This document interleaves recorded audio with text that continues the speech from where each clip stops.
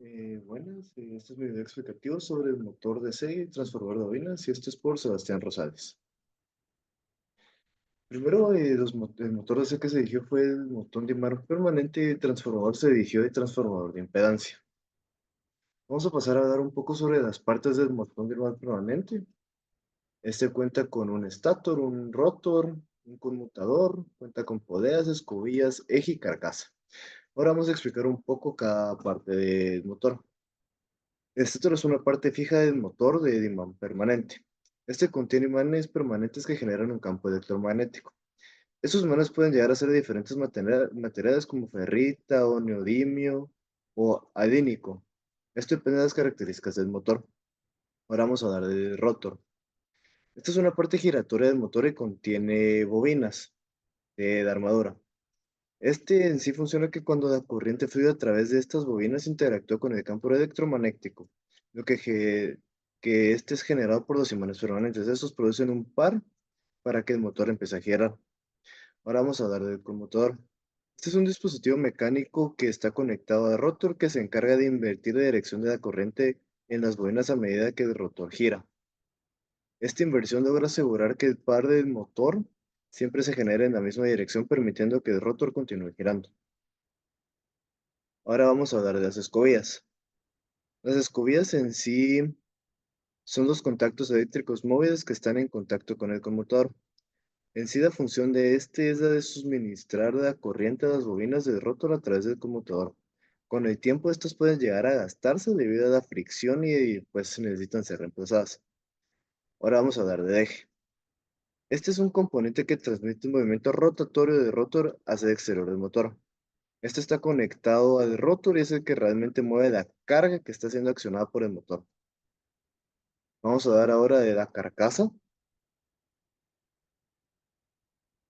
La carcasa en sí es la estructura externa que protege los componentes internos del motor y proporciona soporte. Esto también ayuda a disipar el calor que se llega a generar durante el trabajo de este. Y por último vamos a hablar de las poleas. Estas se ven en algunos de los motores de imán permanente y pueden incluir que estas tengan engranajes u otro tipo de componentes, todo para adaptar a la velocidad del motor. En sí, el funcionamiento del motor de imán permanente se basa en la interacción del campo magnético generado por los imanes permanentes en el estátor del campo magnético creado por la corriente, que fluye a través de las bobinas en el rotor. Ahora, ¿qué diferencia este tipo de motor de los diferentes tipos? Esto es sencillo. Esta se diferencia de otros motores eléctricos principalmente porque utiliza imanes permanentes en el estátor para generar el campo electromagnético. Esto elimina la necesidad de bobinas de excitación. Esto lo hace mucho más compacto, ligero y eficiente a comparación de los diferentes motores que dependen de electroimanes para crear el campo electromagnético. Ahora vamos a pasar a hablar del transformador de impedancia. Este cuenta con un núcleo, cuenta con la bobina primaria, que se puede ver que es en la imagen que es el lado izquierdo, que son los cables como de color aqua o celeste. Cuenta con una bobina secundaria que son los cables de la mano derecha de la imagen que son los verdes. Cuenta con un aislante, cuenta con conexiones de entrada y salida o terminales. Cuenta con carcasa y cuenta con un punto de toma, que este tiende a llegar a ser un componente opcional. Ahora vamos a dar un poco. En sí, la función del núcleo es la de concentrar y guiar el flujo magnético que se genera por las bobinas. Documenta en sí de transferencia de energía.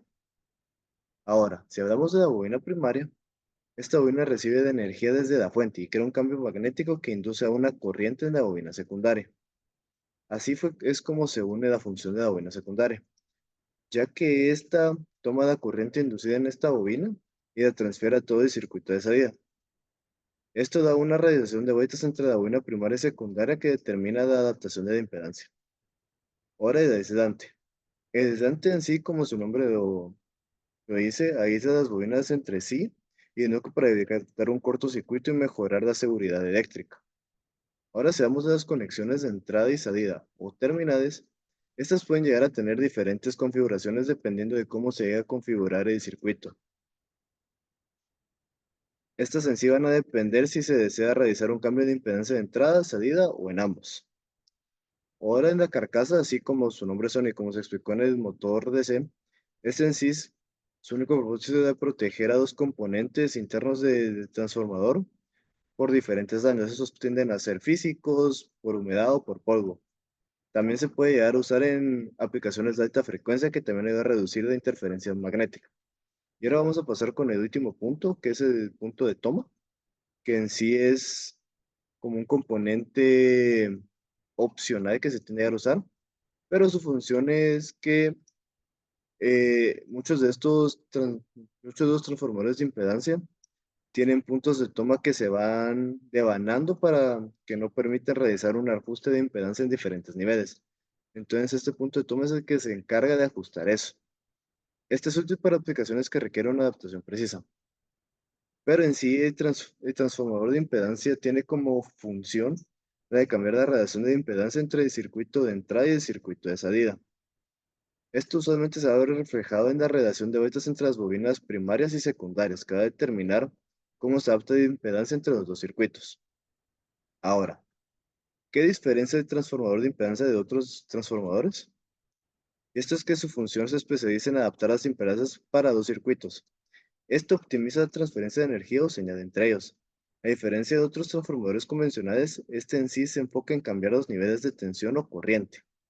Este transformador está diseñado para igualar la impedancia de la fuente y la carga para así minimizar pérdidas y mejorar la eficiencia en aplicaciones. Y eso sería todo. Muchas gracias.